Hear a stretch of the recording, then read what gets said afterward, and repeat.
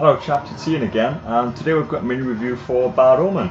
So this came out in 1992, it was released by Hot B, and they're the same people who did games like Insectorex and Kajiki. I never played this one as a kid, so when I first got back into the Mega Drive and did a bit of research, and this seemed like an interesting title to pick up.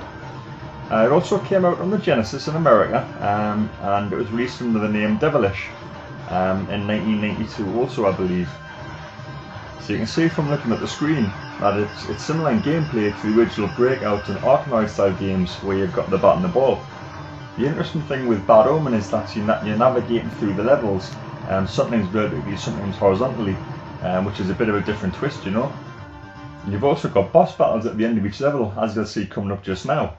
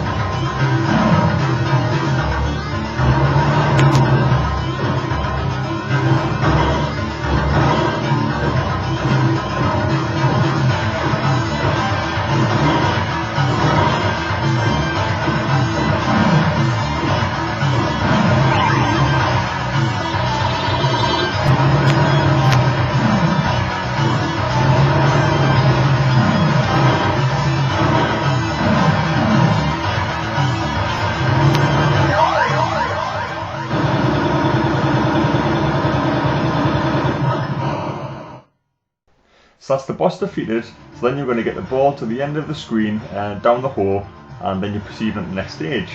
And then it continues like that, and there's 7 stages in total. So you can see you've got 2 paddles, an offensive and a defensive, and you can move the offensive one left or right and using the A or B buttons the way I've set it up, and the C button changes the speed, which you can see on the bottom of the screen to the right.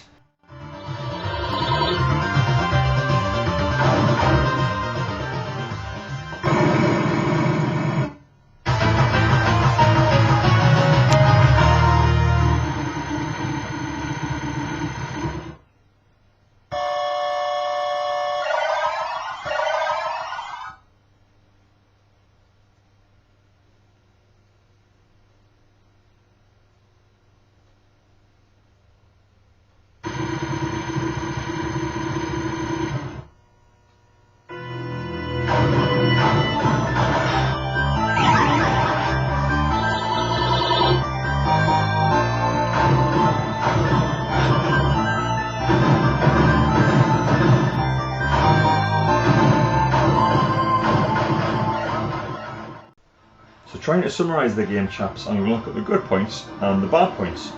So I would say the good points are the presentation, it's quite nice, and the graphics aren't too bad.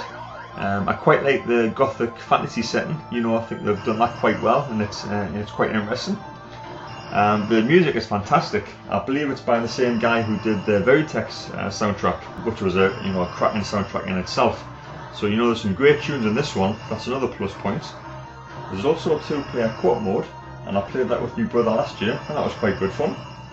On the negative side, I would say, the physics of the ball and the way it reacts aren't realistic at all, and it can get quite frustrating when it doesn't go where you really expect it to go. Also, the difficulty level, it starts off quite easy, but fairly quickly it gets a lot harder, and it can get quite frustrating. You don't get any continues, and on the normal setting that I've got it on, and also with 4 lives, once they're gone, that's kind of it, So I think in short bursts this game is alright, every now and then. It's worth picking up, I think, still. It's not too expensive, but prepare to get frustrated. That's pretty much what I'm saying. So we'll leave it there, chaps. I hope you've enjoyed this one, and over and out.